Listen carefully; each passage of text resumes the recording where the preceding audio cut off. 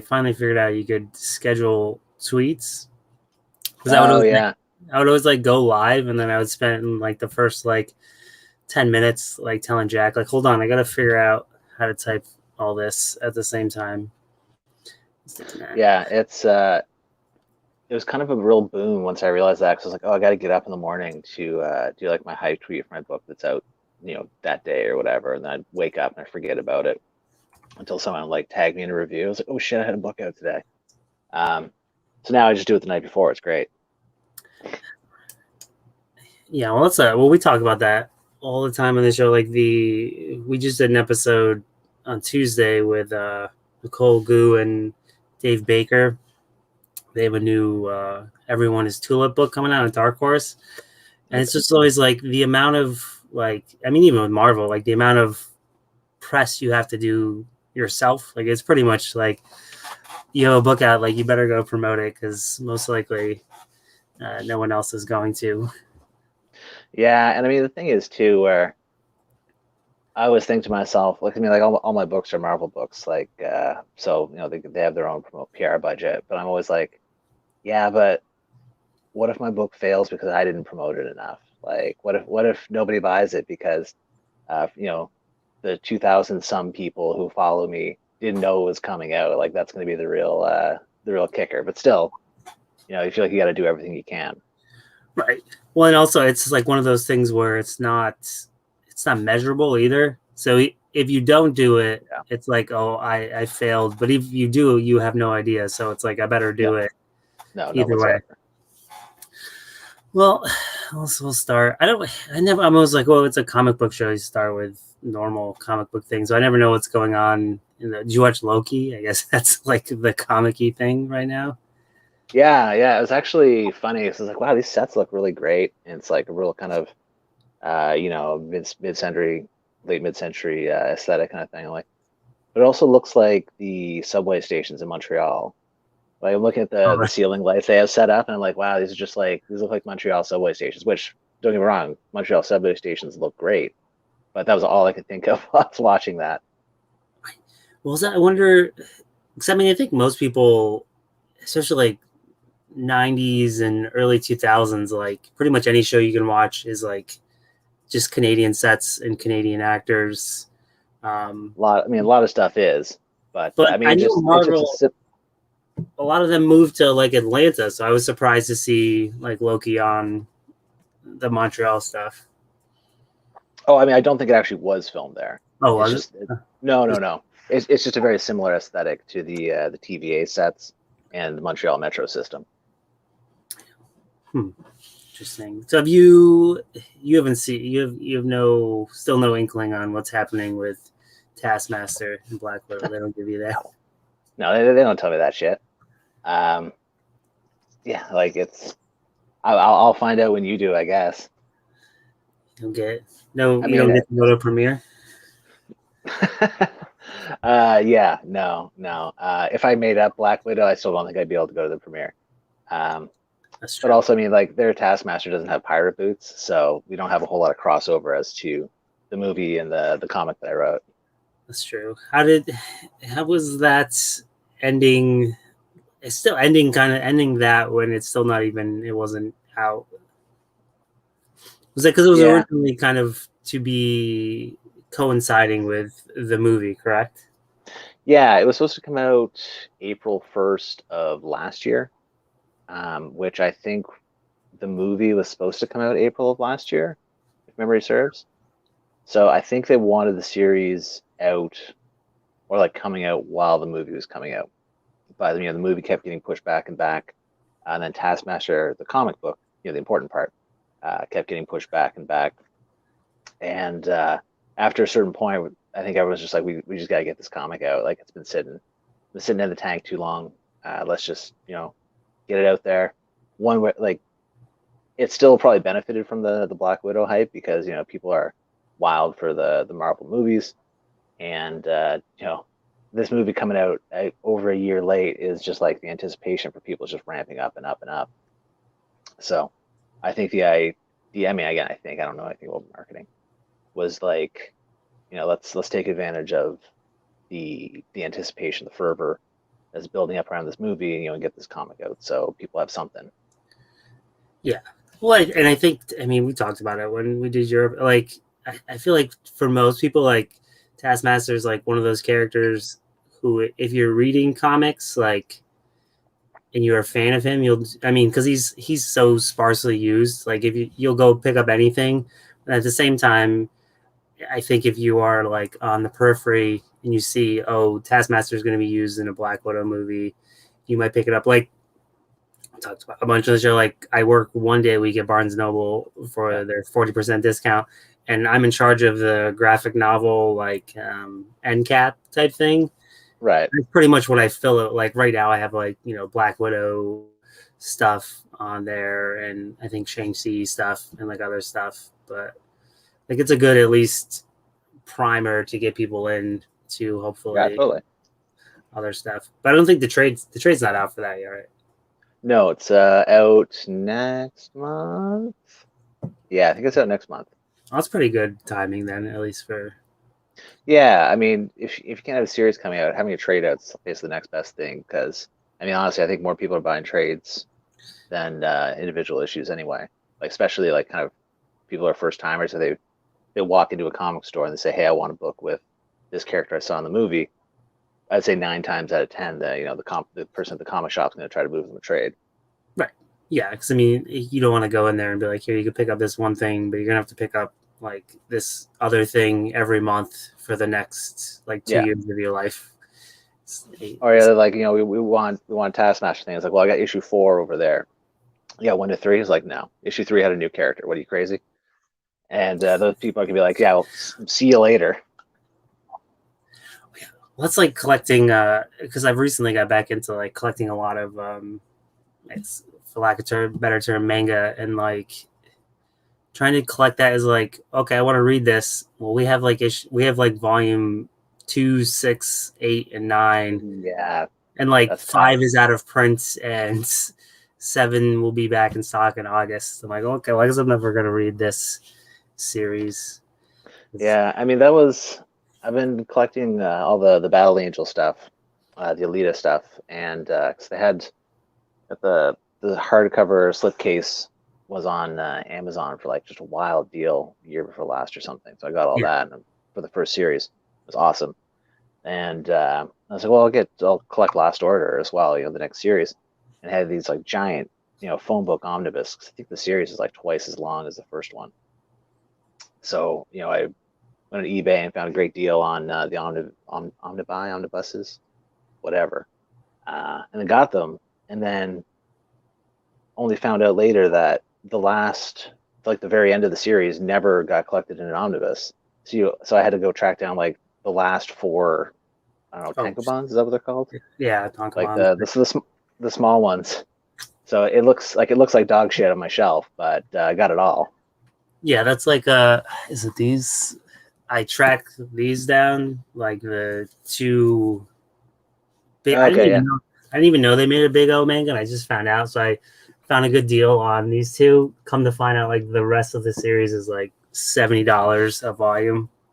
So yeah.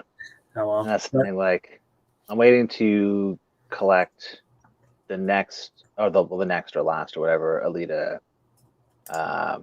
Mars Chronicles, but I don't think there's been a new issue out in a long time. So, or a new chapter rather. So I'm kind of waiting. I'm like, oh, it's not an omnibus. I don't know if I want to buy the tankobons, but not really sure what's happening. So I guess we'll see what happens. But until then, like, I subscribe to the Jump app, which is awesome. Yeah, that thing's crazy. It's like $2 a month, and it's just a staggering library of comics. Is amazing. Well, yeah, and it's the only downside is because then it like the weird like OCD collector in me is like, it's like I've been reading Chainsaw Man, and they're ahead. They're obviously ahead. So like, I'm like, oh, I could read ahead, but then I'm like, I still gotta buy that when it comes out. So I'm like buying something I've already read. But yeah, like I mean, it's insane. Like there is literally like 60 or whatever years of history like on that app you can just read. stuff. You could never get bored reading it. Oh yeah, totally. Like I mean, I think I read fucking what like 600 chapters of One Piece. Like I started from the first and just like kept ripping through up until it's the first storyline after the time jump, and kind of lost me. Something about the time jump I didn't care for, but even still, like that's years and years of comics that just ripping through, and then oh well, that's good. I'll go read something else. Like Golden Kamui is just, or Kamui or however you pronounce it. Um, can't read that one on mobile. You have to read it on your computer. But yeah, it's like it's so good. It's just there's so much stuff there for like $2 a month. It's an outrageous deal. Yeah. Well, it's like because I bought the first One Piece box set, which again it's great, but now I got to get like 6 more of them, or however many they exist, and also like it thing's fucking huge. I don't know where to put it. Yeah, man, But you have to get another bookshelf. yeah, let's get another house or like evict my kids. Like, I mean, if you take long enough to collect it, they'll have moved out by then. that's true. Yeah, that's their college funds in there. But one thing I know is on what did Marvel? What is it? I don't even know the Marvel U at. What is it called? The Marvel Unlimited. Unlimited, which I would sign up for at some point. But and I'm going to start with normally because you were the guest. I would start with your greatest comic book of all time that you read this week. But after reading yours, I feel like yours is the greatest comic book of all time that I read this week. But so I am going to start with what the fuck is I don't know how to do the cameras. My pick is The Amazing Spider-Man: Spirits of Earth by Charles Vess, which I believe was 1990. And it was like in that wave of graphic novels they were doing.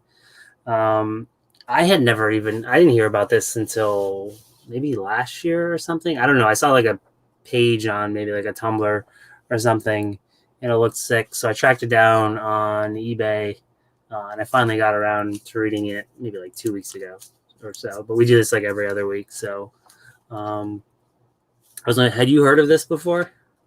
No, I hadn't heard about it until you brought it up. Um, a lot of that kind of like Marvel original graphic novel stuff is a real blind spot for me.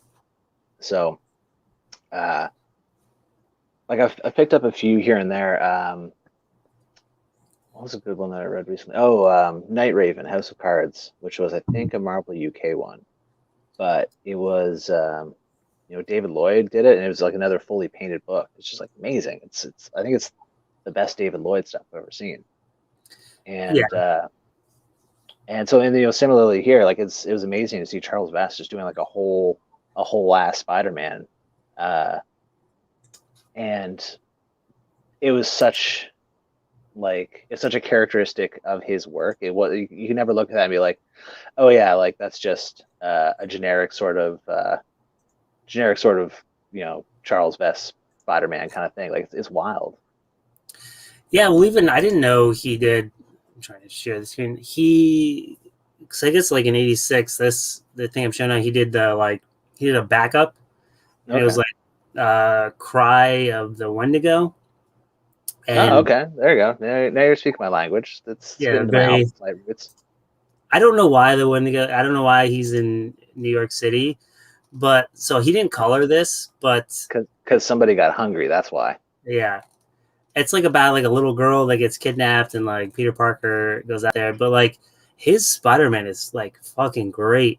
Like, and you Oh yeah. see it in Spirits of the Earth, like his kind of like transition, but like he's like really good. And I think it has to do kind of probably with his like fantasy background, but he's like Yeah. really good at like acting characters out. They feel very dramatic and like over the top, and you see that a lot in this book. It's a quick rundown of it because it is like a one shot, and it's pretty. I would say the Hefty. only, yeah, and I would say like the only downside, it's pretty. I would say it's a pretty like standard, like 3 arc story. There's a Yeah. beginning, Sure. a middle, and the end, and it's kind of what you want. Like I saw people like criticizing it for that, and I was reading reviews, but um, the idea is Spider-Man goes on a honeymoon, a second honeymoon. I don't know where their first was with Mary Jane to Scotland, specifically. What's the town? I don't remember. It's some Scottish name. Um, she gets like it's very like Scooby Doo esque. She gets a letter from her aunt that she has a castle that she needs to go, or no, she has a cottage that she A has to kind of, croft. yeah, she has to go kind of like take care of and kind of sort out. So they go there while Spider-Man's there. Hijinks ensue that there's like these ghosts or fairies that the town is kind of dealing with, and there's kind of like a weird mystery that culminates in a very of the time mystery. Like Yeah. it does. I say like I don't want to say Scooby Doo in a demeaning way because I love Scooby Doo and I kind of love the setup of that. And Vess's idea was originally like taking Spider-Man out of his element. And in the back of this hardcover, there's like a 4-page essay where he would just go visit and hang out in Scotland. He loved it. So he was there and he's like, what would it be like if I set a superhero story here? And then I guess what's her name? Duffy. What's her name? Joda. She's the editor. Was one of the editors at Marvel. Had approached him about writing it, and so he initially kind of got the idea.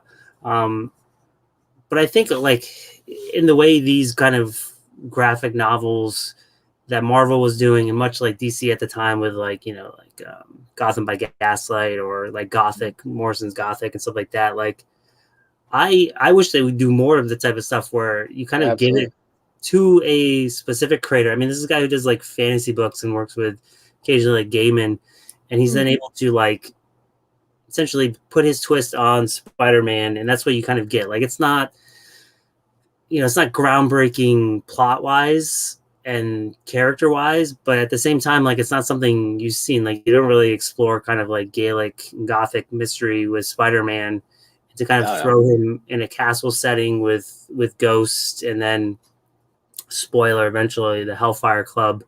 I thought Yeah. was great. Like that twist is fucking great because like that's not I wouldn't have expected Hellfire Club, and No, it that's kind the of thing. Like, I thought it was going to be like, I don't know. Like, I saw the setup. I was like, oh, I don't know. It was going to be like Hydra or something. But you saw that the first guards turn up with those awesome, like, Hellfire masks, yeah. Hellfire Club masks. I'm like, shit, yeah, now we're talking. I'm like, this is gone in a way I did not expect.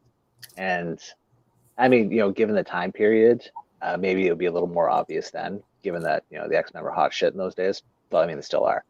But um, yeah, like that I was like, who is this? Is it going to be like Hydra? Is it going to be AIM? Or like who's behind this? It's like, oh no, baby, it's a Hellfire Club. And like you think about it, it makes perfect sense Oh yeah, because like Hellfire Club is like old like English like white royalty. So to take like a Scottish baron type figure, and they have this, and it's like again this like ludicrous plot where there's this crystal that manipulates energy and can destroy anything on Earth, and like that's his into the Hellfire Club. Like no, it seems like again, it kind of seems like a silly like 3 arc story, but in the end, like I think it's like very smart way to bring Spider-Man not only to Scotland but to kind of tie it to this like larger lore of it, and then also then tie it into like current day, not well current day of 1990s yeah, like Marvel lore. Like I think it's brilliant. I don't necessarily know kind of again why this I didn't hear about it till last year, or also like again why they don't take more chances with these creator owned books. But at the time they were bankrupt, so maybe that's why. yeah, probably for paying Charles Vest to paint an entire comic book. Um, but yeah, like the thing about that, and the sort of this idea that there's a giant crystal under the ground. It's never really explained, where it came from. But like, thing is, it doesn't need to be, because ultimately this is a comic, and like I say this as the highest compliment. It's something that's really self-indulgent. Charles Best is like, I love the Scottish Highlands. I want to put Spider-Man in the Scottish Highlands and have this like you said, like very lush, very rich, sort of gothic story. And there's something I really like about that. Like A lot of times when people use the term self-indulgent for a creator working out their vision or things that they really like, that's often what I really like about something, because you really get a feeling not just for the characters in the story, not just for the setting of the story, but you really get a feeling for the people behind the story, like the people making it. And that's what I really got here. And that's one of the things I really liked about it. Yeah, I've always said, and I think even to, I want to say tread lightly, I guess, like with the idea of like the Snyder cut, not necessarily something I needed or per se wanted, but like I would much rather watch something like that where it's a whole artist vision of Mm-hmm. something, and it'd be For real, terrible. for real. I'd rather watch that, and much like this, where like I would rather stories be completely kind of bathed in the essence of the creator, and then you really get kind of their enjoyment out of it. I much prefer like I think of anyone. I like to read stories when it's clear the creator is enjoying writing it versus kind of like a struggle to write it, which is why like on the show we've covered a lot of like I've tried to pick like tie-ins to series that I've really Right. enjoyed. Like we did the KFC DC crossovers because those books are fucking great. And my like Okay. argument is always like there are no bad tie-in. Like obviously, if you're a creator and like you have to write a tie-in, and you would probably know better than me per se, but like you get tasked with writing I've written a few. a King in Black tie-in, like obviously like that might not be part of your plan, but there's something there you can tackle, so it's no like excuse, like it's a creative thing. And like so I always like to see like when creators take that initiative, and we've done a lot on that, and like this is much like that where like tell your own story however you want. I'd much rather read that than something completely kind of average across the board. Yeah, and I mean the thing is too, when you read this book, it's like no one's gonna say this is like Craven's Last Hunt. This is not like a classic Spider-Man story, but I think it is a very distinct and interesting piece of art. And part of that is you can just feel how much skin Vest has in the game. He's committed to doing this thing about something he loves, which is this location. And like he's got these big castles. He like basically if you have a guy who's making an entire comic book based on how much he likes this location, he's never going to skimp on the backgrounds. Right. Yeah. Except to, Also, his oh, Spider-Man is like super gnarly the way he moves, yeah. and there's one shot when he's tangling with the Hellfire guys, and he just looks horrifying. Like his legs are pulled up and his hands are stuck out, and like his webbing is really gross looking. Yeah, And I don't think I got it in this one. Yeah, but there's a couple times where he like webs up either Hellfire guys and the two kind of yeah, crooks that open it. Yeah, and it's like it's not body horror, but it's like gross, like the amount of yeah, like webbing that he uses.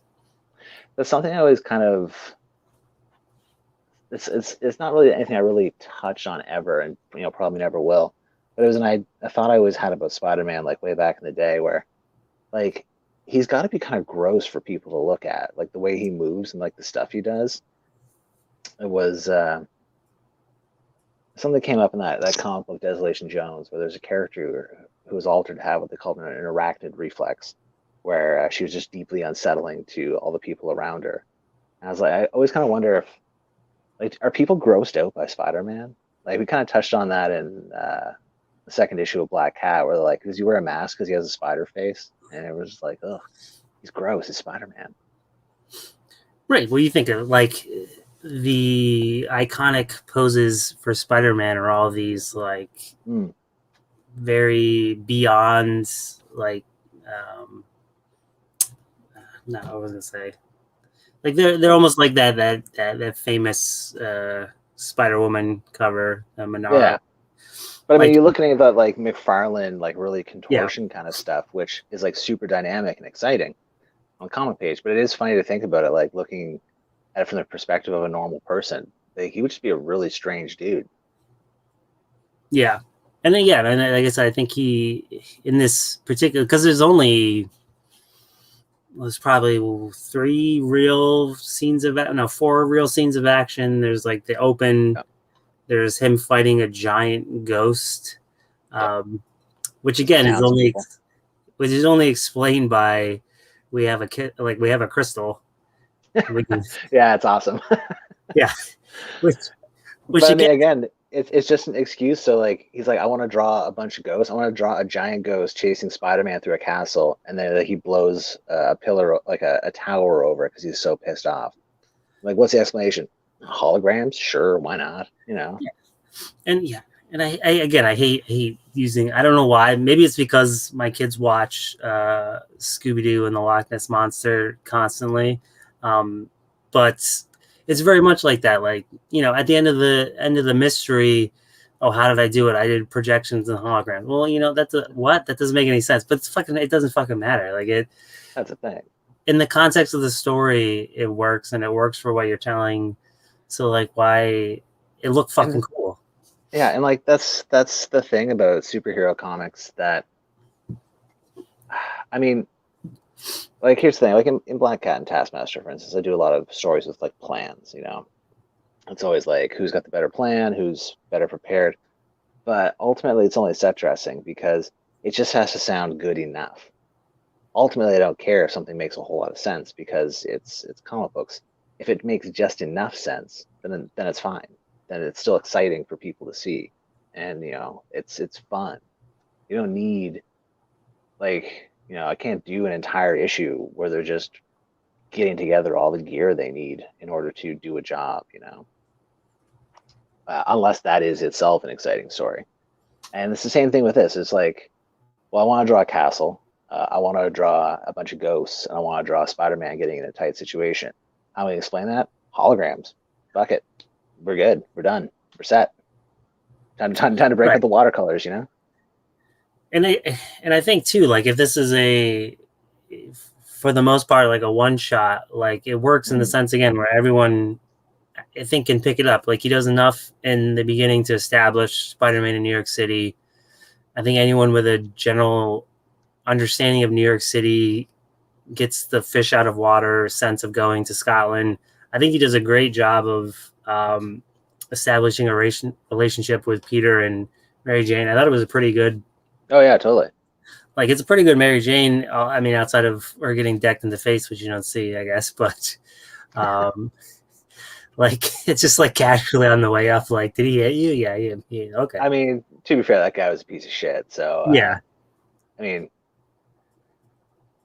there were no excuse the term punches pulled in establishing that Angus was a real piece of shit and deserves whatever's got coming. yeah. And I like that. Like again, there's no misdirect throughout either. Like it's literally like Yeah. this dude's As soon as you see him, it's like Mary Jane hustles him at pool, and then he gets mad and like you're like, there he is. There's the bad guy. yeah. Oh, I It's don't only think later I when he don't. turns up with a little bow in his hair, and you're like, there's the bad guy. Hellfire Club, baby. Yeah, I love that he brought out the garb. Mm.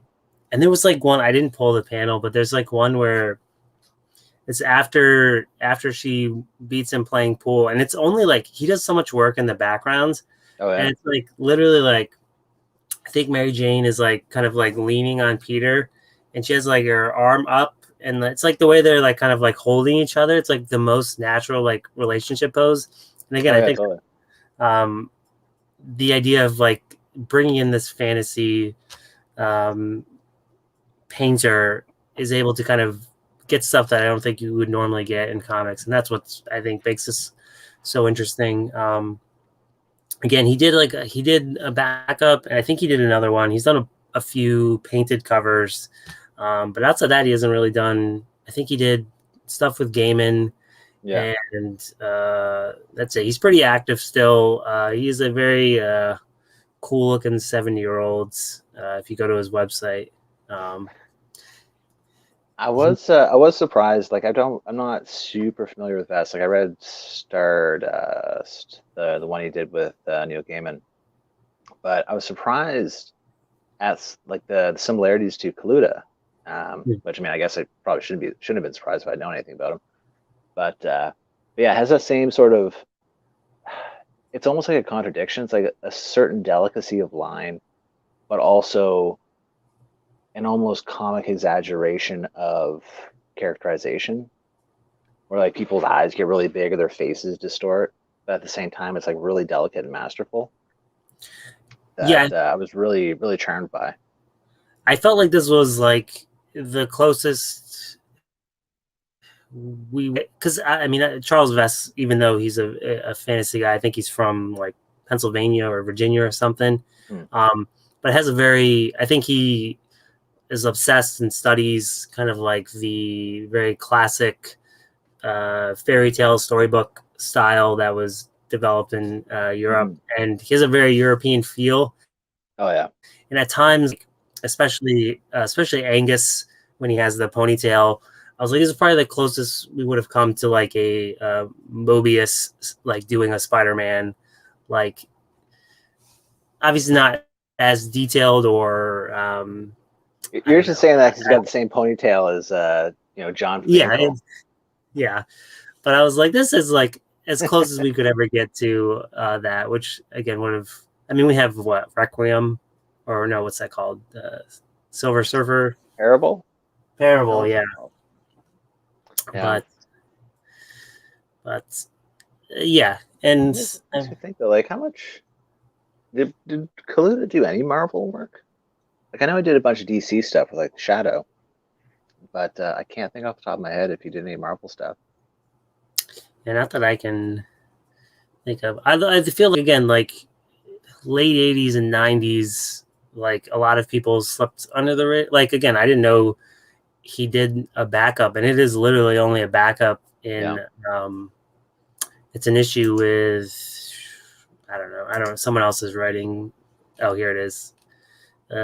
Shooter and Ron Friends were the writer penciler, but then he just did like this like 4 or 5 page backup in it, which now I'm trying to track down a copy on eBay. But What issue was it? it is 277. The Yeah, it mystery sounds. of the Hobgoblin deepens with. Yeah. I think there's like Daredevils in it or something. I skimmed it. It was okay, but I'd be reading it like for the backup and being like, "What the fuck am I getting?" Ron Friends, no offense, but like, so, Um, but yeah, like as far as like I'm just thinking kind of like standout images. Like his opening in New York was so good. Like it was the narration was, spot on, talking about, Spider like the joy of being Spider-Man, of like, ripping around in the air, going through the skyline. Like his city illustrations were so good. But also at the end, that like complex with the giant crystal and like the trucks coming in and out of it was amazing. Like he's not someone I associate with a lot of urban or like industrial style illustrations. And man, it looked amazing. yeah, like his ability to kind of switch between the two, because I love the like kind of like energy cage he has them Yeah. like a great movement. At first it was really striking because at first it looked like a glass cylinder basically that was had been streaked with blood. But yeah, that was very gnarly. Oh, yeah, there's a good amount of blood in this. And it's only in the hardcover. I can't find a page for it. Like I didn't know where it is in the series, but like, if you could see this, Mm. Wow. it's just But I like mean, that's the kind of stuff I expect him to do well. yeah, It's like the more urbanized or like industrial stuff that really surprised me. Because I mean, like I see like the rolling highlands, the pastoral greens and whatnot, and like, well, yeah, shit, that's who he is. That's what he does. But it's the stuff that I'm surprised by that I think really struck me. yeah. And I like the one other thing he did. It's like I don't know if I've seen this. Maybe it has like that. Oh yeah, that's great. I've never seen that before. That Spider-Man eye, like because I've seen people use that, but I don't know. I ever think I've ever seen Peter's eye within the No, Spider. like I always think about like the half mask they used Hmm. to do, or like they do in the newspaper, Spider-Man strip a lot. But I thought that was it was a really neat idea, and I'd love to see it again. Yeah. I mean, and apparently he's 70 and still going strong. He does work. So maybe, Is he joining us on the stream? oh, no, I should have tried. Yeah, Although that he's, would be amazing. I mean, he looks, so yeah, if you picture like a fantasy illustrator in their 70s, like and you pull up a picture of him on his website, it is like legit, like what you expect. Unlike Unlike if you search for Jed Mackay and you go on your Wikipedia and it's some guy. I don't think I have a Wikipedia. Well, so you do. Well, you don't. Oh, the Some, other Jed McKay does. Yeah. but it has your picture. Wait, does it? It does on Google, at least when you like do the Google search for it. That's hilarious. Because yeah, he's got my Ninja Turtles IMDb credit, which I really gotta get sorted out. Oh, he does. Yeah, because there's only one Jed McKay on IMDb, and he's got my Ninja Turtles credit. Which I mean, Okay. it's not the world's biggest deal or anything. It's not like he did it, but I'm like, oh yeah, I should get that sorted out sometime if I ever intend to work in TV again. Here, I'll share this quick. Where is it? It's a little picture, but you see it. Oh yeah, yeah. Oh man, that fucking picture. It's gonna haunt me till the day I die. I mean, you can't do any local papers. Yeah. I mean, yeah. What are you gonna do? But like Let's I see. said, Oh yeah, Charles Vest, man. He looks like he's having a good time. yeah, man, he's got a sweet necklace. Yeah, hell yeah. Again, and again, yeah, fucking have one. And like again, the cover for this is like Oh very yeah. great. It's got this like Put screaming. Spider-Man in some ruins, Yeah, screaming ghost. I Like, don't. come on, forget it. And I don't know why it's not done more. And I think that was like one of the first things I remember. What's the first MCU Spider-Man? No, Wait, what? Homecoming. What's the first Oh Spider? yeah, yeah, yeah. Homecoming. There's like the part where he's in like the suburban Oh, like Queens. Queens. Yeah, yeah, Yeah, yeah. And there's no and like buildings to swing off. yeah, and he's like pissed that he has to run. Like that shit's great, and you don't see it too often. But You see in this where he's in like a little Scottish village. He's like, the highest building here is a church. Like I can't get away. And I was like, oh no. The first time he suits up, he goes up to that castle to look around. And you just see Spider-Man walking around, and it looks so wrong. yeah, He's just like, man, this sucks. Like I can't swing around. I actually have to walk, just like walk like a normal ass person. yeah, and and he still has him like quipping to himself, or he's like quipping with ghosts. Like Yeah. it's pretty good. But Did you notice that the armpit webs keep appearing and disappearing? yeah, I did. I did notice, and I don't know again if that was like a thing at the time. It like was the mandate or what. Oh, I've yeah, never decided if I enjoyed them or not. But yeah, you know what? I'm on the fence. I don't really know. Like, I think I'm probably more on the side of against than for, but it's not like a hill I'm willing to die on.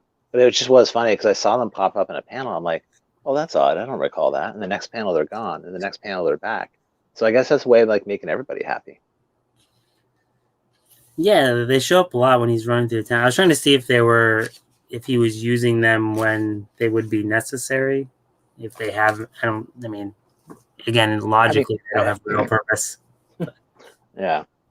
But yeah, like I noticed it. I've only noticed it in like the fight with the Hellfire goons, and I was like, oh wow, I didn't notice that. And then the next panel, it doesn't have them anymore. I'm like, all right. I guess there's a lot of inner conflict when this is being created.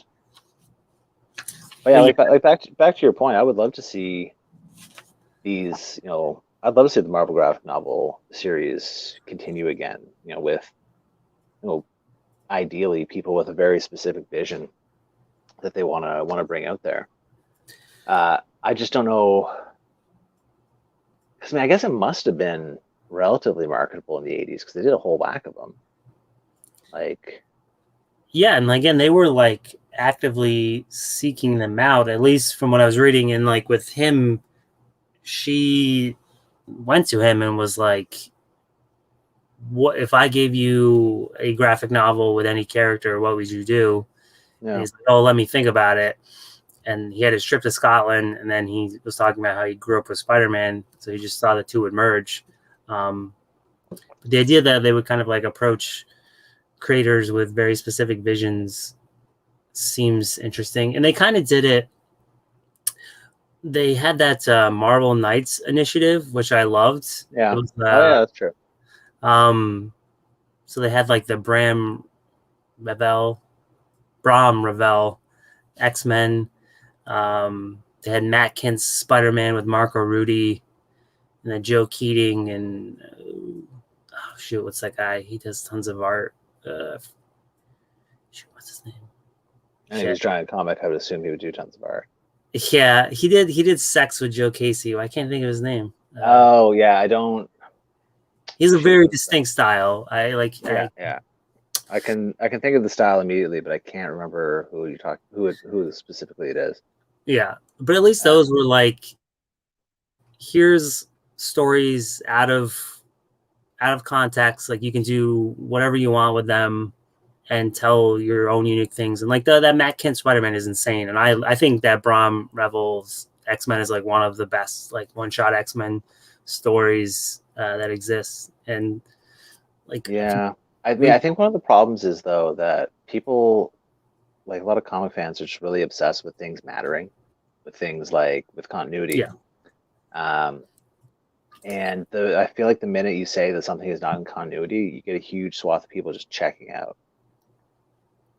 right, because Um, it's I because think like then people feel like it doesn't there's no weight that's to it, which there yeah, is exactly. story wise. Yeah, I mean it's just it's a common, I'm not gonna say a complaint or common conflict, but it's certainly something that does factor in when you're creating something, is people have a very specific need for the things they read to matter. And, whatever that actually means to them. Usually it means, is this going to impact the main continuity? Is this going to be something part of the larger shared story? Where something like, Spider-Man Spears of the Earth will not. But does that mean it's a bad story? No. Does that mean it's not worth your time? Absolutely not. Um, However, that's something I think that doesn't really communicate to a lot of people when you're getting that across. Like, Death of Doctor Strange got announced this week. The first thing people are asking me is this in the main continuity? Is this, 616? Is this going to matter? And for the record, it will. It is. Yeah, yeah. I mean, I get it. And it's again that's and I think as a fan, it is that instance like understanding it as a business as much as it is anything else. And like last greatest comic book episode we did the wrap up to we did the second half of X of Swords, Mm-hmm. which I thought was fantastic because like it undermined the whole build up. I think that uh, whatever event is brilliant because again, like the idea that X Men have to collect 10 swords to fight, and then when you get to the actual fight, there's no sword fighting. When the swords don't matter, and there's like Yeah. dancing and all that stuff, and like I think that is great. But again, like you can't. I don't. Then you run the risk of again either not mattering or mattering too much to the people who are reading it and circumventing all this stuff and like but at the But you same know time what? oh god Oh, sorry, didn't mean to interrupt you. no But here going back to think on that, there's no reason that this can't be in continuity because, like, I'm thinking back to the Marvel graphic novels, the Marvel original graphic novels that I've read. Like the ones that are set in the Marvel universe, I'm pretty sure they're meant to be in continuity. Like, Spirits of the Earth is not going to change anything, right but it's something that exists. And if you wanted to call back to it, you certainly could. Like, there's nothing that would stop you outside of, you know, someone say like, this is extremely difficult for people to find. I'm not really sure why you wanted to reference it, but like I think back to like Dazzler the movie, that could still exist. I mean, it was terrible. I hated Dazzler the movie, but it was there. Um, Fury, Black Widow, Death Duty. It's, as far as I know, it exists in continuity if you want it to, but people aren't exactly lining up to reference a comic book of Fury and the Black Widow teaming up to deal with Night Raven, Right. So, Yeah, like, unless I you're don't like think these Grant are. Morrison. Well, yeah, there you go. Right. Yeah, you could again. There's. I think doing that then obviously kind of again in that sense, if I don't know if it like neuters creators, but at the same time, it would anyway because like I mean it's comics. Like you can't necessarily kill Spider-Man, and if you do, doesn't really matter anyway. Like Yeah, I mean, pretty much every What If kills Spider-Man, doesn't it? yeah. So and It's then a grand tradition. at the same time, I mean, the Hellfire is that Gala still going on? We don't actually see a body of Angus, so I mean, that's very true. He just leaped into the ocean or the earth rather. Um, right. Did he yeah, get I don't thrown know. out? I love the Hellfire Club goon outfit. It's so That's good. like one of the best. Yeah, it's like one of the best designs for Goon specifically. Oh, absolutely. Like, I mean, I would say original Hydra outfit is like right up there because it's spectacular. The kind of like robe drapey one, forget about it. Um, and then like the kind of like the weird like pouchy bulldog jowl mask is Oh great. yeah, But yeah, after that, it's Hellfire Goons all the way.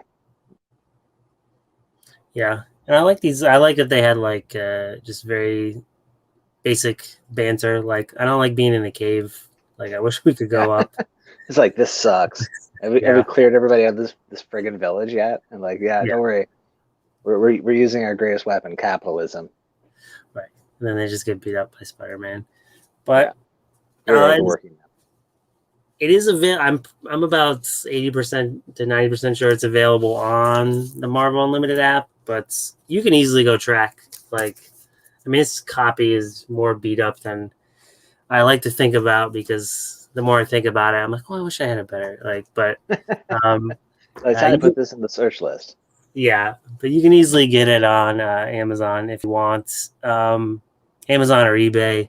But I don't know. For me, well, up until I read Jed's pick, this was the greatest comic book of all time that I read this week. But I will let Jed introduce his pick, which All right.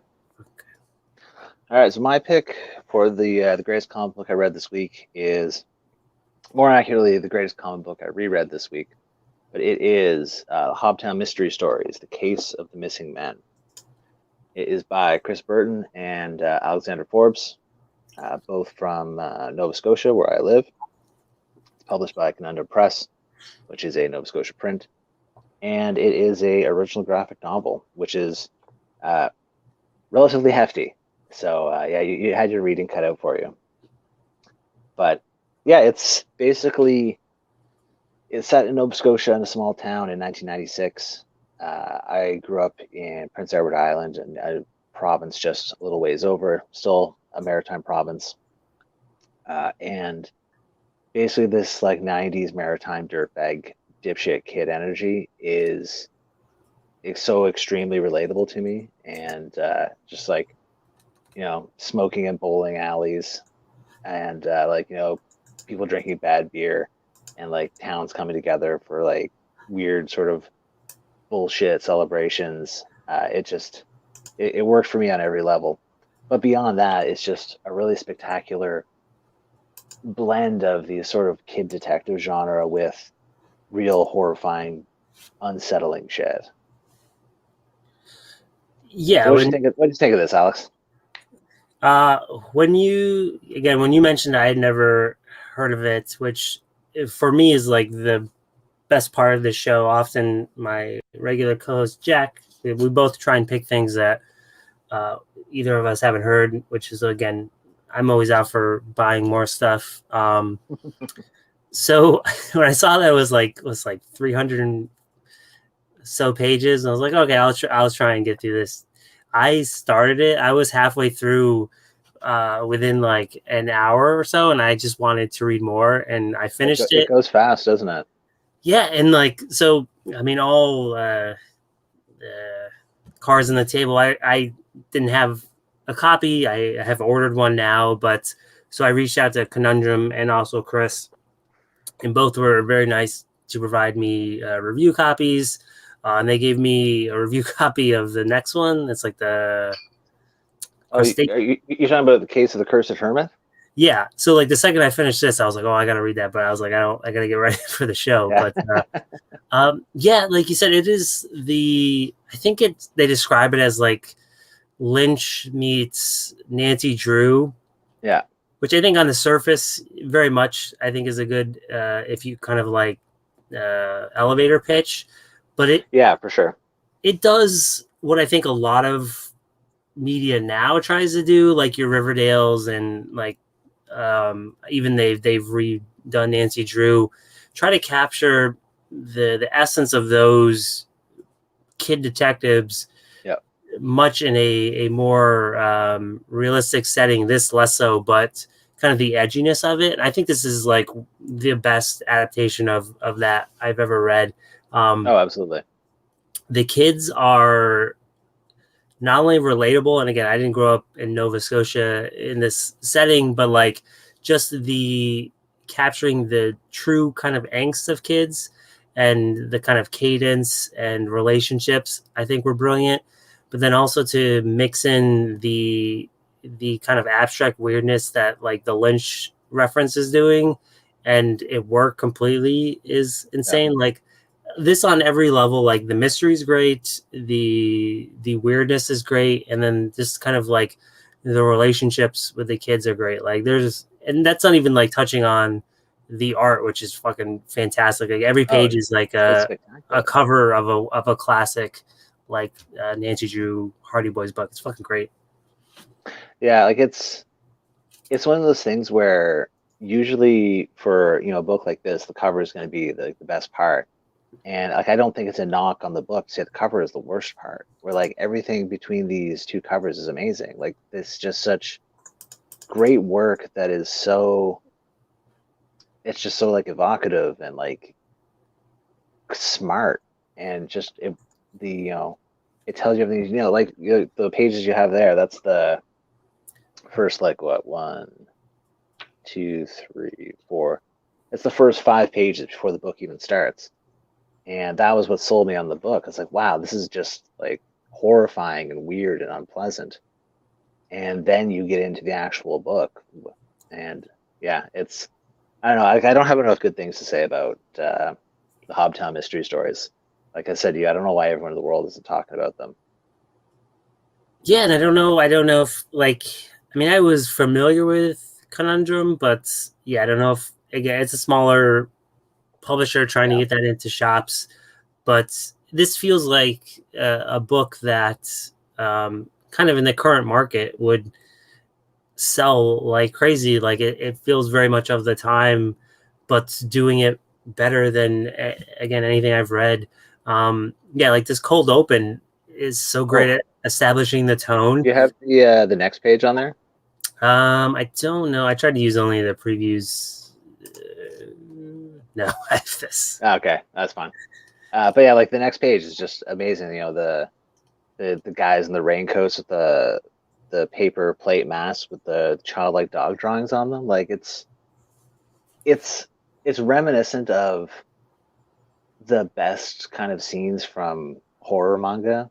Hmm. Like that kind of those are like moments of quiet menace that you look at it and everything your skin crawls, your brain's like, yeah, this is a situation that is really not great, and there's going to be a physical reaction to this.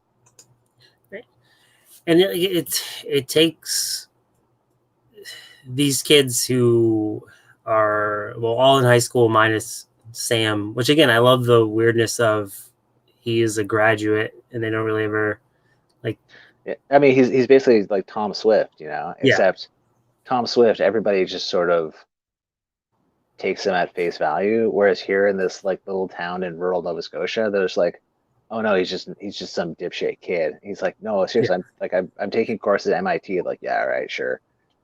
yeah. But they're all like, I don't know how to describe it without, because again, this I don't want to ruin at all. Yeah. Spoilers, while no Hellfire Club shows up, but fairly, I mean, surprisingly similar like tones, kind of in the mystery, I larger. mean, again, this is like another extension of a Scooby Doo mystery, just in a Hmm. very different direction than the Spider Man we talked about. Yeah, but it addresses again the weirdness, again like the very kind of Twin Peaks Hmm. moments, but everyone kind of reacts to them how you would actually react to them outside of the town. Like the kids are very realistic, but at the same time, there's like the normal mystery baked into it, and like I don't know, there's so many layers in this book, and I love the books where you can kind of read this and get the very baseline bare minimum out of it. Like you can kind of get this like cool kid mystery, Yeah. but like if you want to read it again, and there's like these deeper things in it, like the town, everyone in the page, like there's not like a wasted space on the page. Everyone's doing Oh, something, like even for a very kind of I don't want to say cartoonesque, but like the the style they're going for in this, like everyone emotes very well. Like the reactions in this are fantastic. The kids reactions, like there's a lot of like very timed comedic moments, oh and yeah, absolutely. so there's like it's so nuanced and so layered as you read through it. Like again, you can get a couple reads out of it, and you can kind of get what you want out of it. At the same time, I think anyone could pick it up and get kind of the bare minimum of a mystery out of it. Yeah, I mean, like something I noticed when I reread it again this week is, all these just fucking towny weirdos, and this kid always stuck with me is the kid who's always wearing a motorcycle helmet. Oh yeah, And like he just keeps popping up here and there. I think he actually gets the name in the next one, and you see his mom or something. But it's not something that's ever addressed or mentioned. It's just, yeah, here's this kid that's always wearing, like a 70s motorcycle helmet. Or like probably, like a snowmobile helmet, given that it's in, rural Canada.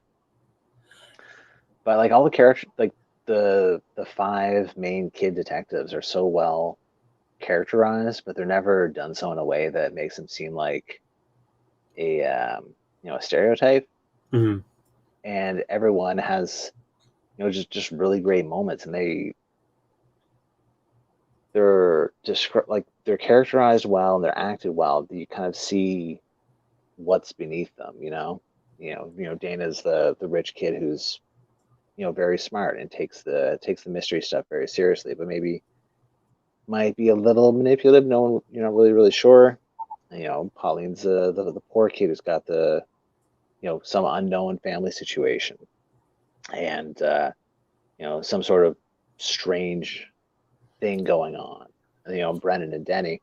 Brennan's like, very stolid and very, very serious, and Denny's just kind of a dipshit. He's the guy that gets the jokes, and it all just comes together so well. Yeah, they all get, like you said, that they all get kind of their moment to shine. But I think um, the kind of very real attention to everyone gets a clear arc. Hmm. I don't think anyone is where they are when they start this. Like you said, it's very like new. Like with Dana, I think specifically, like it's kind of nuanced in not only her arc, but again the characterization of her. I think there's the moment where I don't know if it's following. I don't want to spoil the dogs, but there's Yeah, like he's a very like disheveled and crying, and like at that point it's kind of like broken down, and like yeah, it is yeah. like No, a I know what very you're like talking about, real moment for that, and like yeah, and so and like you it, get it this like and really great arcs, and then also like even within the story, like he switches up time, he switches up mhm, like yeah, uh, how he approaches the storytelling throughout it. It's broken down into chapters.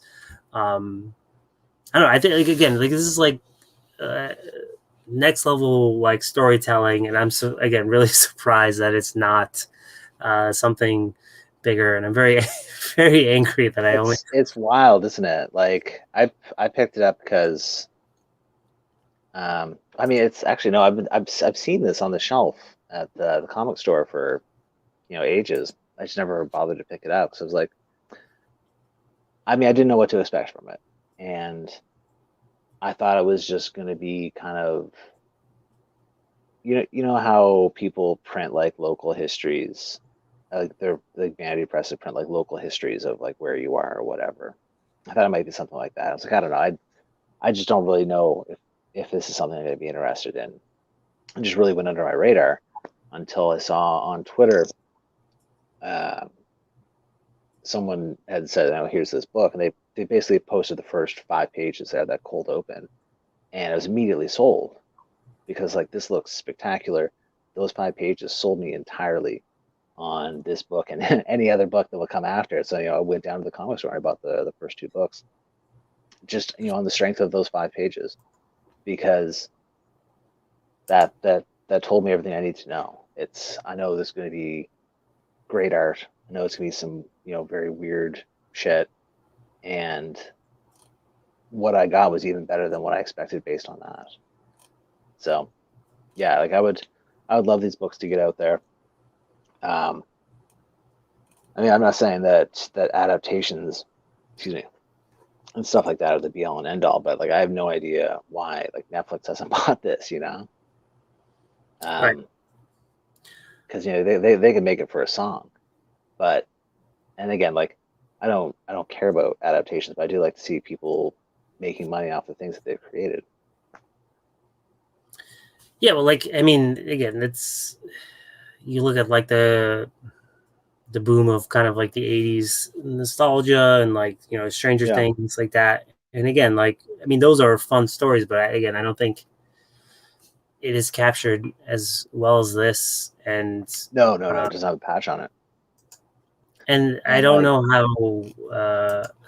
So I said like when I had reached out to Chris, I was like, if you have a copy available, and then I about 100 pages in, I DM'd him and was like, "Holy fuck! I'm so sorry that I've never heard of this. This is the greatest fucking thing I've read. It's so good." yeah, and like but it's just like there's just such moments of quiet horror in it. Like we were talking about before, like at the farmhouse before the dogs turned up when they find the farmhouse, and it's like it's such a moment, and it's just it hits so hard. Similarly, when they actually track down the titular missing men, you see what happened to them, and it's just absolutely horrifying. And then the whole last action sequence is just it's yeah, like it's so scary. It's so like it's so brutal, and it's not something that's relying on big crazy monsters or like weird ghosts and stuff like that. It's just something that's horrifying. Or similarly, And the whole last and bit I at this think last sorry, just the last that's bit at the like such school. Oh, a smart. What's that? oh no, I say the last bit at the school, like, oof, man, like Oh it's yeah, and again, like you mentioned before, the way it's kind of cut through time, where you have that whole chapter where it's like the news reporter is coming there in the aftermath. He's like talking to people, trying to figure out what happened, and then only out through the course of that do we see what happened during that time. And like it was just, it's so well done, and it's one of those things where, as like a comic book writer, I'll read a lot of comic books, and there'll be times I'll look at something and say, "Oh yeah, I could do that," or "I could do that better," or "No, I couldn't do that." But like this is something where I'm like, "Yeah, I couldn't do that. This is something that's beyond my ability," and that I have a lot of respect for something like that. Where if I'm, I tend to have a very high opinion of myself, but when I look at something from creators, I'm like, yeah, no, I couldn't do that. If you put me in the same spot, I couldn't do something this good. It's it's very telling to me. well, and to know this team has done it for 2 books, because again, like, I could see this being your one, like, say for Mm, 10 years you sit on a story and like you yeah. kind of you do it, and I've got this perfect thing like planned out and pitched out and like do it, but then to do it again, I think is like proof that it's clear just like a quality writing all across the board. And I was thinking it uses like every aspect of the genre, whether I think specifically the kid mystery genre, like not only Yeah. with the art, but the playing up the tropes, like anything that you expect from that genre, it uses, and then it kind of undercuts it. And like I said, it's unsettling throughout the book, the kind of stuff they stumble upon, but it's not. It treads that fine line where it's not like reductive of it, and it's not like over the top. Same with the Lynch stuff. Like I hate to keep saying that comparison, but like I think so many people try to do that kind of odd, Oh yeah, like totally. unsettling, and just miss the mark because they're just doing it to do it. And for whatever reason, like to be able to pull that off, I think this book does it because I think it understands very much kind of like with Lynch, like it's about the characters within that and the world and the theme. Again, like people love Twin Peaks because of the world and the background characters, and this story sets up again so many weird characters throughout the story, and they just kind of like live in it, and they're just there Yeah. showing up. It reminds me of especially the kind of there's a few scenes. I think the one you showed with the motorcycle bike, the is it the coach or the guy who sings? Yeah. The coach. They're at that like, Like, assembly at the beginning, and they're like, "And I have a special treat for you." And then the coach comes out and he starts singing "Build Me Up, Buttercup," and I'm just like, yeah, "What? What the fuck is yeah. happening here?" It reminds me of I don't know if it's around your time, but Pete and Pete, like I don't know it. just like oh, so it's like it was a show on Nickelodeon, The Adventures of Pete and Pete. Um, Oh, sorry. Like I but do know it, but I've never seen it. oh, but so like it's just like that kind of it was like again very much kind of like that weird surrealness for kids, but it was Yeah, like that, like where someone would just come out and do something, and like again and that's what like you just got to live with it. yeah, and like the payoff at the end with the kind of like roundabout nature where that comes back with Dana is so good. It's Oh yeah, like it's because it's been a while. I bought this. I guess it would have been yeah, it would have been like last year. I rushed around when COVID was starting, and I picked up these books, and I read them, and I immediately loved them. So I lent them to a friend of mine, and he had a pile of my books, and I just never got him back for a while because he was out his way for the summer, and that's fine. Like long term lending is just sort of what you do when you're trying to get your friends to read your books, or not well read books. And so I just got them back this week. So I was like, oh yeah, I'm going to talk about this book on a podcast. So I got to get the stuff back. And he brought them back, so I read them again this week. And there's a lot of stuff I'd forgotten, but like that ending, I was like, wow, it's like it's not something that's explained like over explained. It's not something that is because I mean like if I was doing that, I would 100% over explain it. I'd be like patting myself on the back on the page. It would be an embarrassment. But it's just there and it's perfect. And it's it's really funny. Oh boy. But and like it going back to what you said about the Lynch stuff is that I've seen so many things described as Twin Peaks mixed with whatever. And so many times it doesn't get beyond the surface level of that. Whether like they go for like the aesthetic of Twin Peaks or whatever kind of like Lynchian thing they're going to do outside of like probably Dune, but it doesn't get to the substance because like the trappings are fine, but they're not what makes the thing the thing. It's the actual, it's the substance, it's the evoking that particular feeling that this does so well that it goes beyond just set dressing. Right. Well, and two, again, I think what this does is captures maybe the vibes of that and what works well, but it doesn't rely on that. And clearly, like Chris has his own style, and it works within that. Like I think of I don't think it's a spoiler because it's been shown some in the previews, but the guy they describe as the little man with the finger Mm. guns, Yeah, um, who's like weird as fuck. But so like later when he's like, I did a police sketch of it, and then which in itself is yeah, great. But then later on, when they go around and they're like, "Have you seen this?" They had another sketch of an elf with guns. yeah. Yeah, Pauline, yeah, the hospital, and she's like, "Did you see this guy?" And then she shows like a little. Hang on, I got it right here. yeah, It's like a little elf with guns in his yeah. hands.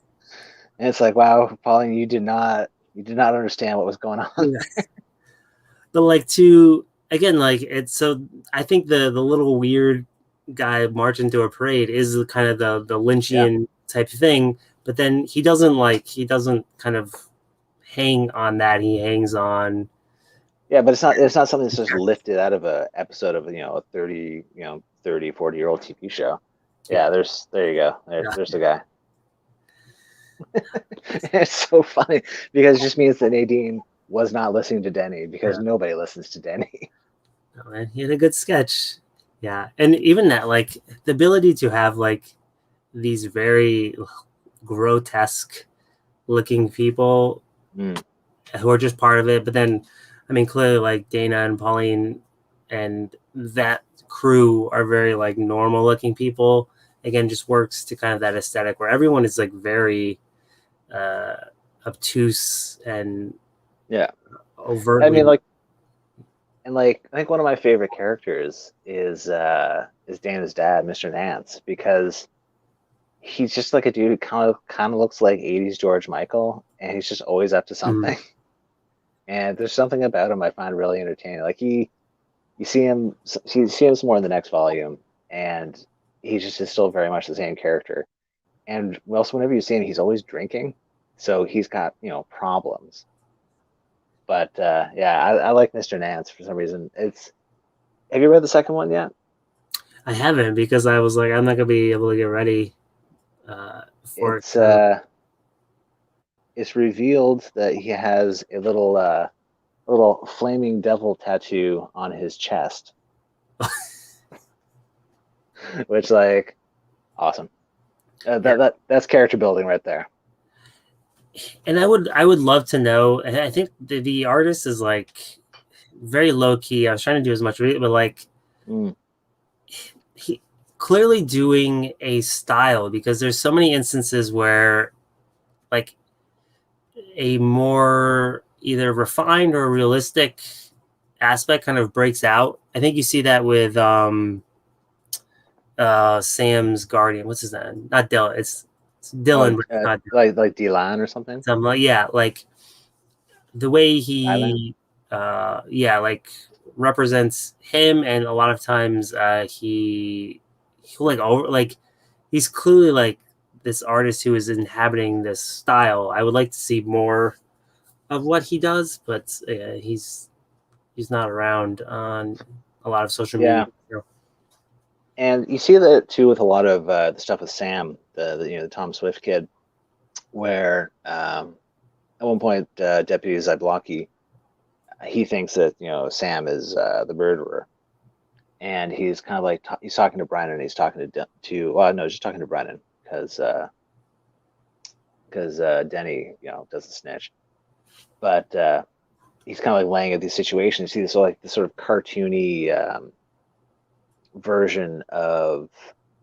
Sam doing these murders in like the story that the deputy's talking about. He's got these like really arched eyebrows and these big round eyes in a way that's like really kind of reminiscent of like in Bone when stuff gets Mhm. weird and scary. You see kind of like that sort of exaggeration of feature, and it like works really well. Yeah, I didn't. I wish I pulled that page, but there's the same where Pauline pukes when she Mm, has like that first vision.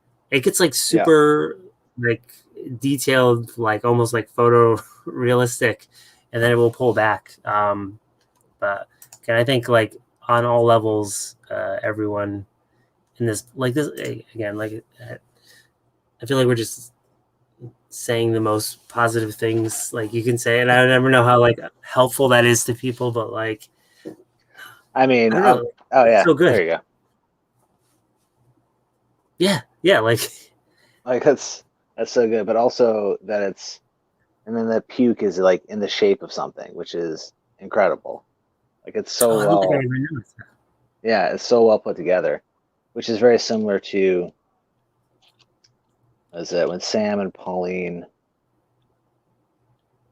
were yeah, like Sam and Pauline were at they're looking for Fleiss Palmer at the bars, and she like draws the raincoat and the water Um, on the table, and then just like with a couple lines, turns it into a skull. I was like, man, that's so fucking good. Like it's just so good. and like there's I think again what is better than most stories is there's several reveals and there's several layers to the mystery. So like you get kind of like a relief and a build up and a relief and a build up Yeah, throughout the story. Like it's not hinging on one thing at the end. So there's like almost the end of every chapter, which you could essentially break it out into issues. Like each one has a really kind of unique payoff, yeah, and there's a lot of things hinging throughout it versus kind of it all coming down to like again one person in a mask at the end. If you want to do like a Scooby Doo reference, but like it's it's such a good like pacing throughout. Again, I don't know what else to say. It's just like yeah. I mean, like I said, I've got nothing but positive things to say about it. It's it impressed me so much when I read it. Where I thought it would be something I liked, but it just became something that I was just really just absolutely struck by. And like this kind of thing where it's usually a comic that came out like 20 years ago that I'm pick up. I'm like, oh wow, this is something I really missed. But like this came out like what 5 years ago, something. yeah. And so like number three is in the works now, which I mean, who knows when it's going to come out, but I'm very excited for it. Well, and this is something that we've talked about a bunch, especially kind of the start of COVID and when kind of a lot of general publishing was kind of on hold. Yeah, Was like this is a good time to catch up on uh, more either underground or indie comics because I don't think people realize like the vast amount of comics that are out there, and it is really difficult to find them. And that's like literally like I'm just sitting on Twitter all day, and that's mainly what I use yeah, Twitter for is like trying to find new and different comics. And like obviously Kickstarter has been a good avenue for that, but there's still these like yeah. I mean I always say it wrong, and we just talked about Piao PEPO. Oh yeah, yeah, yeah. Like they're just they're shutting down this year, and like they put out like tons of insane stuff that was great, and like it's just like another avenue that is gone. So it's like really, I mean, the stuff's out there if you want to find it. It's just a lot of times it's really difficult to find it. I mean, I think that's part of it's kind of like the downside of there being so much great indie work out there is that sometimes it's hard, sometimes stuff slips through the cracks. It's sometimes stuff's hard to find. I mean, I really had no excuse. Like it was, I'm pretty sure my comic shop guy was like, "Hey, you should buy this book." I'm like, "Ah, not today. I've already got this other stuff I got set up." It wasn't until I saw those first 5 pages put on Twitter by that shit was it, but that dude Minovsky, who is always putting great comic book content out there, stuff people should be reading, and I was hooked from there. Like, and that's why I'm always like talking about this book because I want people to read it. I think it's a huge book. I think it's not a book that's going to date itself or like age poorly, and it's something that people should check it out. Like it's I mean like I don't know. My copy's got a $20 Canadian price tag on it. $20 Canadian for Well, it's like this. free in Yeah, America. like it's like I'm pretty sure in America you get paid for it. Yeah. So like you can't beat that for value. No. And it's something you'll read over and over again. It's something that the art is you're gonna keep looking at. It's something the story you're gonna keep going back to.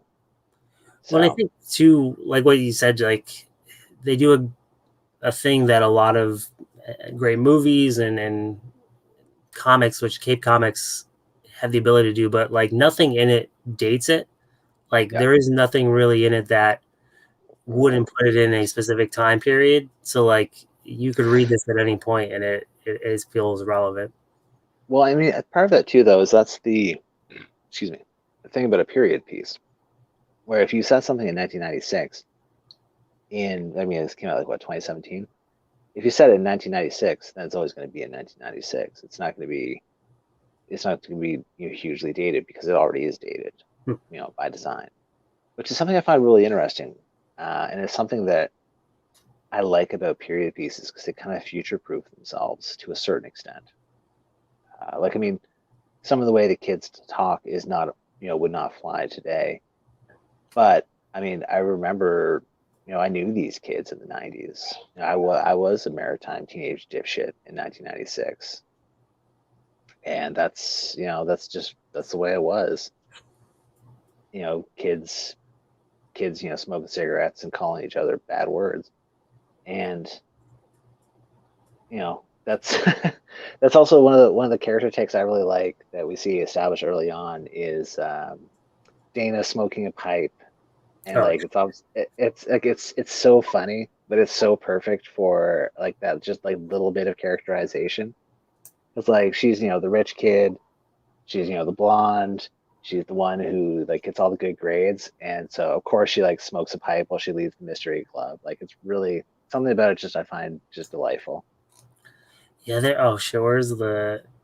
It's the very first time you see her do it, where she's like, "What does It, that mean?" And it means like we have a mystery to no, solve. not we have a mystery. It says I think we have a new case, chums. Oh yeah. Where is it? And then like to I guess to not just sit and say how amazing is all that. Like there's so many like so there's the part where they shoot is it the quail Mm, and yeah, the the beak gets beak. blown off and like she places it on the paper mask. Like again the like level of visual storytelling in this is again like I said, I think the style they go for both in the story and the style of art is like used perfectly to kind of undercut the brilliance of the way they are framing things and the cold open where he kind of reaches Mm, across the seats with the gun and yeah. like the flame like everything they do in this is like purposeful like nothing I think like everything they do seems to be like well planned out and like it Nothing is is just wasted.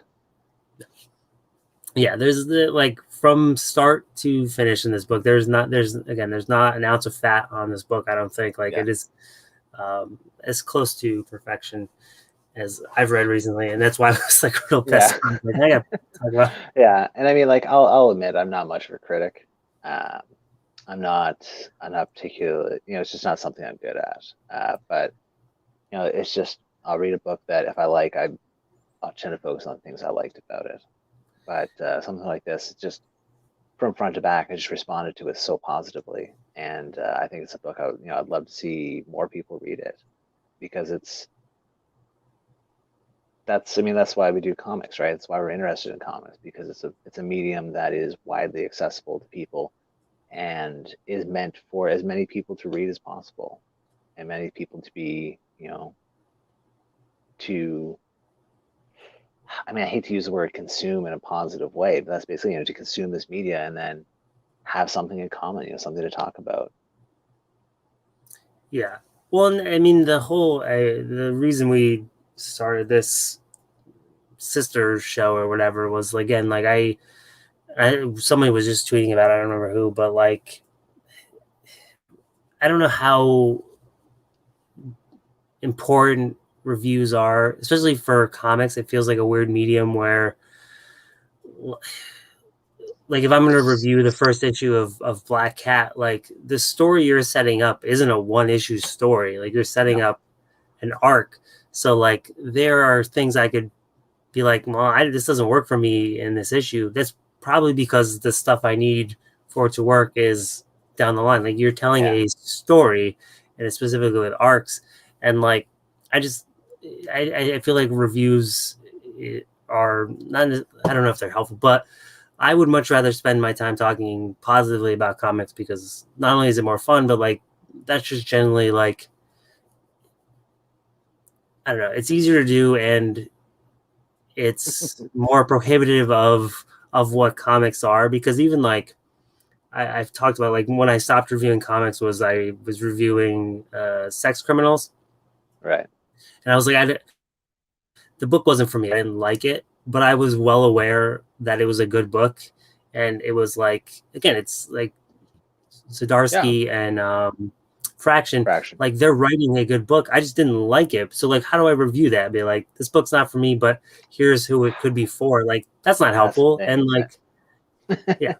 Yeah, no, for sure. I mean, obviously, I approach comic book reviews from kind of a different perspective because basically the only comic book reviews I read are the ones of comic books that I write, and those can be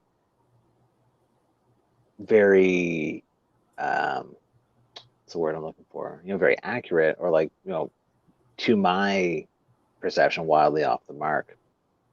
Um, but also, I want them to be good. I want people to say nice things about the things that I write, um, because ultimately, I can think an issue is good, but until it's out there, I'm not going to know whether it landed for people. But also the thing with comic books, they have, you know, such a relatively wide audience that you're going to have one group of people saying this is the best shit ever, and the other group of people saying this is, horrible dog shit, and it can make your head spin trying to figure out which group is right, which group are you going to listen to. Um, Personally, I don't get into a lot of stuff where I say like this is good, this is bad, just because I'm aware of how much of it lies in, things that you like, personal preference. Like, I'm very happy to talk about things that I like. I just try to couch it less in the terminology of this is bad or like this is good. Like, unless it's obviously something like obviously damaging.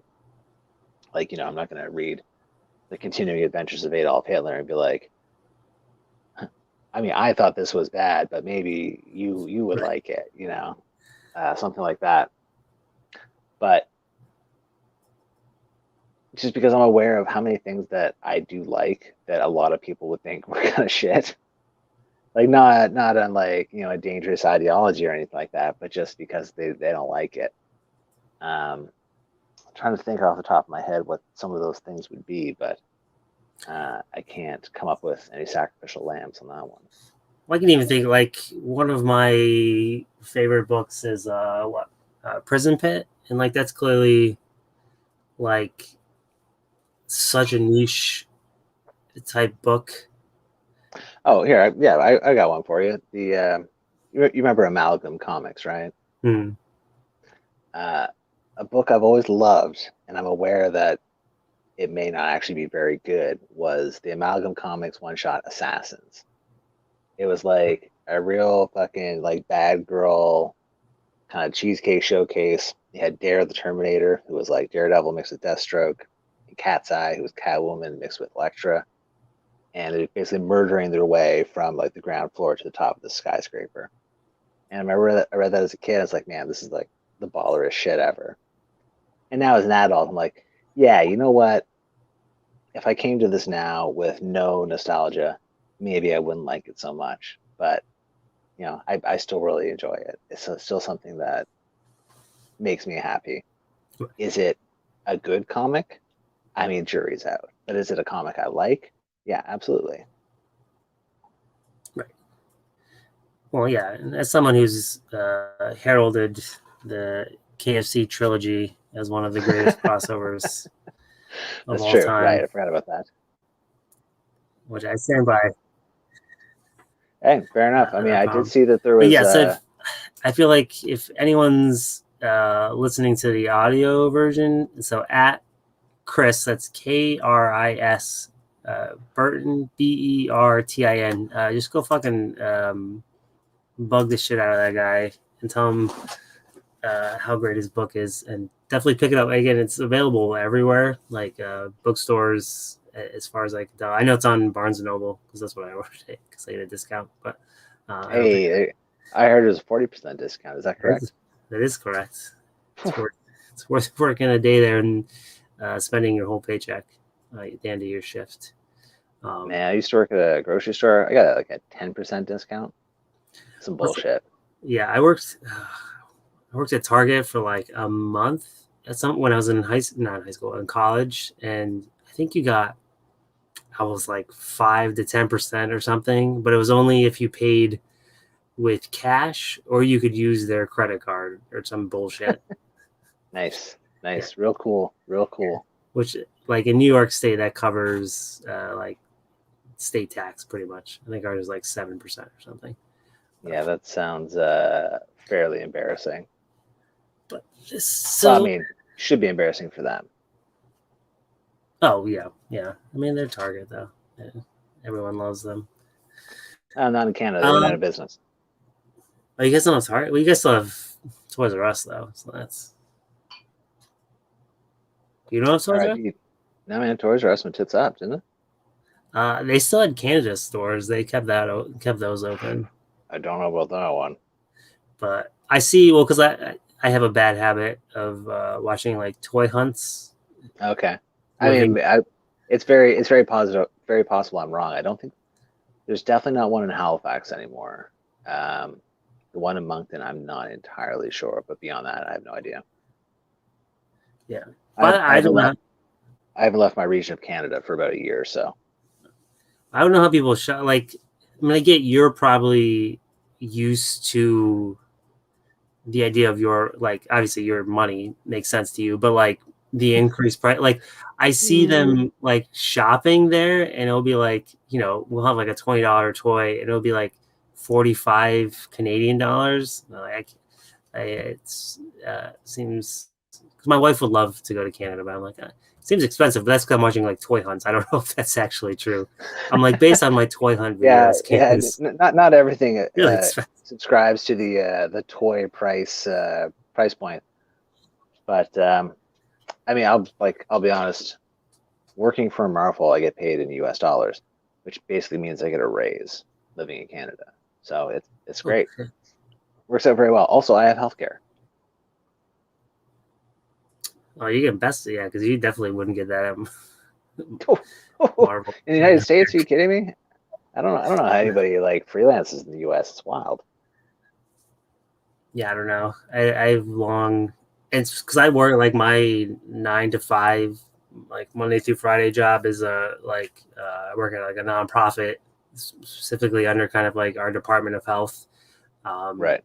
it's like I deal with like the lowest of low, like the Medicaid users, and like it's fucking like that's our best healthcare, and it's fucking garbage. Like so, I don't know how anyone does it, but. No.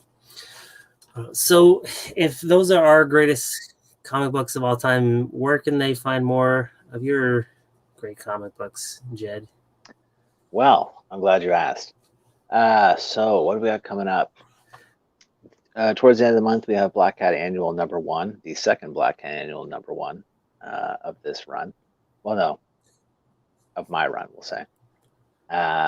So yeah, that's part of Infinite Destinies, which kicked off with Iron Man Annual #1 last week.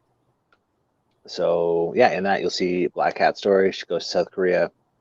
She gets tangled up with the White Fox, and also there is a backup with Nick Fury as drawn.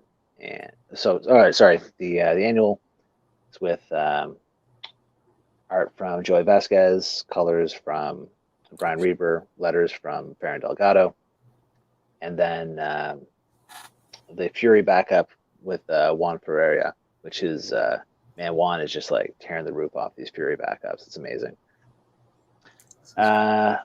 So yeah, Black Hat is still ongoing. Next issue kicks off a whole new arc, the Infinity Score, which is towards the end of July. Also in July, we have Moon Knight #1, just kicking off. I'm very excited about. I cannot wait for it to come out because I spent the last several months worrying if people will like it. So once it's finally out there, we'll get the verdict. I mean, yeah. So then you probably know all about what Oscar's up to, then, right? Same Oh, I with I mean, would he's. imagine what they tell you for Black.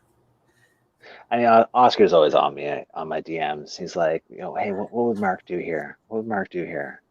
I'm like, Oscar, just lean into it, baby. Just lean into it.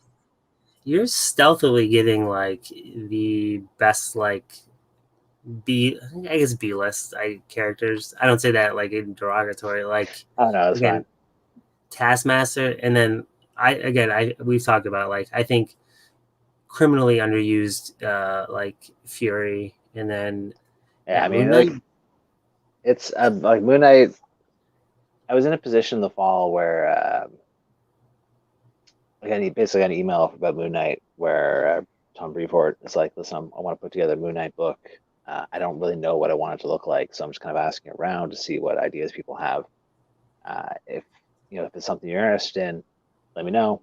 Tell me what you want to do, and we'll see what we can do.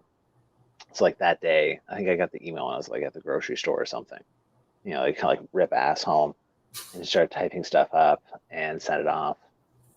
And eventually I got the job, and I was like, man, I'm super psyched about that. At the same time, I think it was actually just before that happened. I was writing the King and Black Cat stuff with Doctor Strange. I was like, oh man, it'd be fun to write a Doctor Strange book. And then I was like, wait, there's no Doctor Strange book out now. There's no Doctor Strange book announced. I wonder if they got one. So I started emailing around, like sniffing about, trying to see like, oh, like hey, I would really like to write a Doctor Strange book. Can I write a Doctor Strange book? And they got back to me. They're like, yeah, sure. We're planning to kill his ass, so you can do that. I'm like, all right, sure, dope. So at that point in time, I kind of had both things up in the air. It's like, oh, maybe I'm going to write Doctor Strange, maybe I'm going to write Moon Knight, and I got both of them. I'm like, oh man, I got to start working really hard here. So But I don't know. I mean, I've probably asked you before, but I mean, as someone who's kind of like come into comics and you've been pretty much under that Marvel umbrella, have you thought of or have you like thrown around the idea of independent stuff, especially like us talking about like Hobtown and stuff? Like, is mhm. that something ever down the road you could see yourself doing? Oh, absolutely. It's I mean, my career is kind of an anomaly in that I haven't done any creator-owned stuff. The usual kind of trajectory is that you do your creator-owned stuff, and that gets you noticed, and then you end up doing like the big two stuff. If that's what you want to do. But that's not really how I came up in it. So I have like I want to do a creator-owned book, and I'm kind of like putting ideas together for it because after a certain point, you get a certain amount of freelancer anxiety where you're worrying about putting all your eggs in one basket. Because I really love working for Marvel, and it's a lot of fun working with these characters. But at the same time, I don't actually own any of the work that I put out there. So after a certain point, you got to start looking out for making sure you have something for yourself.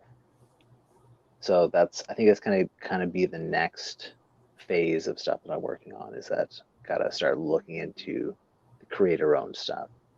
Having something that I own, or obviously own in part with the other people I work with. Because I mean, you're on comics Twitter. You saw Herb Trimpe going around yesterday, and Fucking poor man. it's. I mean, I came up on Herb Trimpe Hulk. Like the guy was, he's a legend, and if you got to make sure you got something for yourself. So that's kind of the next stage in the plan. Also, I hang out with Ed Brisson and Steve McNiven. They both live here, and they both give me shit for having never done a creator-owned book. So I got to do that so they'll stop making fun of me at a certain point. And I mean, I love Ed is like one of my favorite like noir writers. Yeah, I mean he's Chris the Chris might have fucking ran the ropes around that on this book. sorry. I said Chris might have run circles around Ed on this book. It's so fun. Like I was thinking of Ed when I was reading this. Like, oh man, both of them are so good.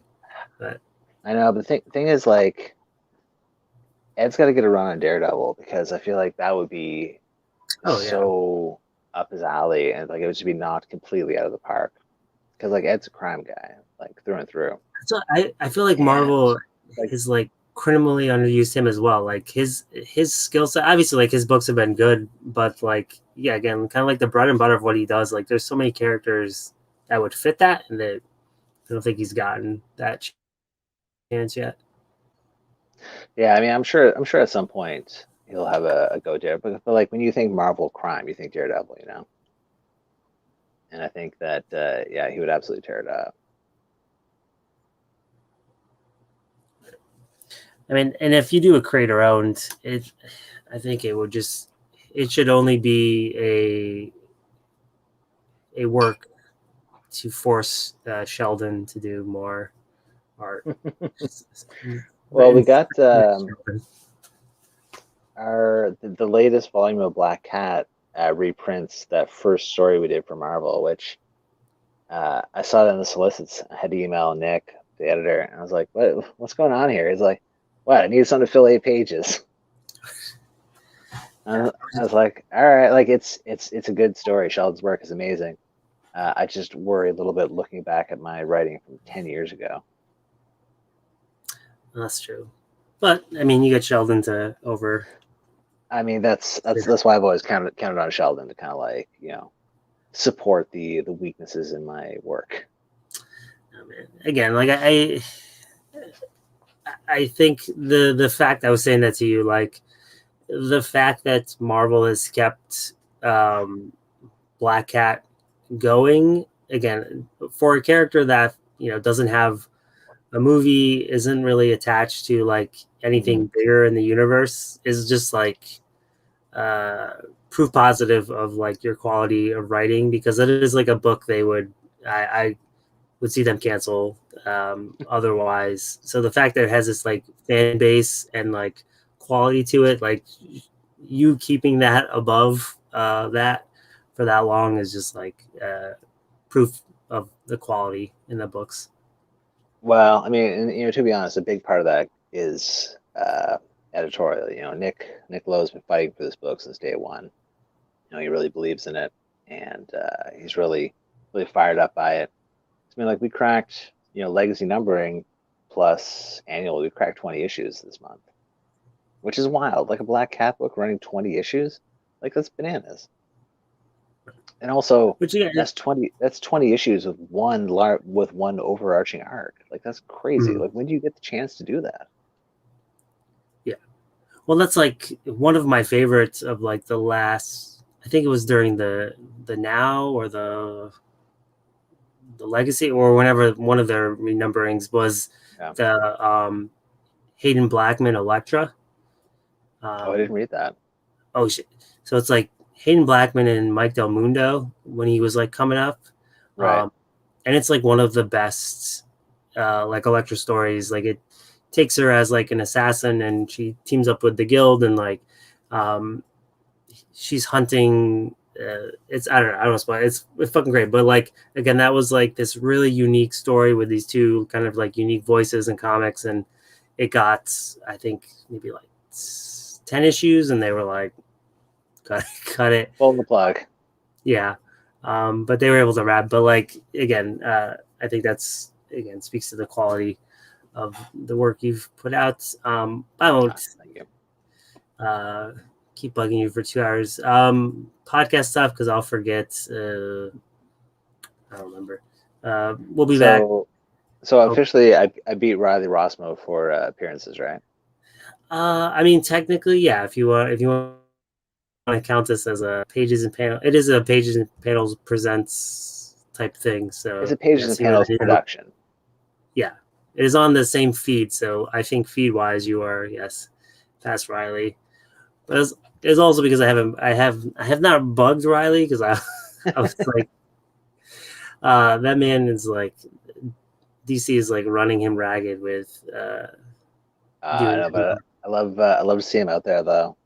Like his Harley Quinn stuff is just like blowing up, and yeah, like I met Riley when I was doing a signing at a store out in Calgary, and he just kind yeah. of like turned up with donuts, and he was like, "Hey man, how's it going?" I'm like, "Hey, it's great. Did you bring donuts here?" He's like, "Yeah, yeah, you know."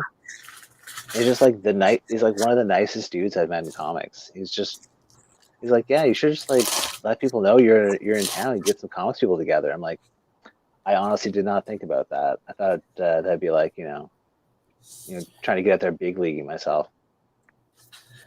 Yeah, he's like one of the few people that just will like still creator wise like just goes to the shop every Wednesday and is Yeah. like has his like book list that he's like checking off and he's like gotta get he's only done New York City I think like a couple times, but I went out one time because I would go every year and like again I've talked to him a bunch, but like I brought the Cowboy Ninja Viking Hmm. hardcover. And he's like, "Oh yeah." He's like, "Do you mind if I sign?" I was like, "Yeah, sure." And he spent like fucking forever like sketching this like big ass Oh like yeah. just like casually talking to me. And I was like, "What do you like?" I'm like, "That like costs money. Like you're wasting money. Like you're Riley Yeah. Rossmo." Oh yeah. Like that's leaving money on the table. Like when I was doing that signing, I was like, oh yeah, right. You did that Martian Manhunter book with Steve Orlando. Like people really love that. I haven't read it, but I feel like I'm sure it's like it's one of those things that kind of always been meaning to get around to read. He just like wandered off back to his house and came back. It's like, yeah, here you go. Here's the series. Also, here's this Hellblazer book I did. It's like, shit, that's amazing. Thank you. He's just like the nicest dude and like super positive. And he's one kind of like we were talking about. Like I remember his stuff coming out like when he was doing like Green Wake and even like Cowboy Ninja Viking. People are like his art was so polarizing this that like because he's like real sketchy and he's got cleaner obviously especially with Ivan coloring him, but like he was like one where like either liked him or you didn't, and like to see him become mainstream and like one of like DC's go-to artists is great Yeah. because again like I think his style's is so unique. uh, Yeah, and like he puts it together and he works it in such a way that is, I think, really, really exciting, but also really interesting.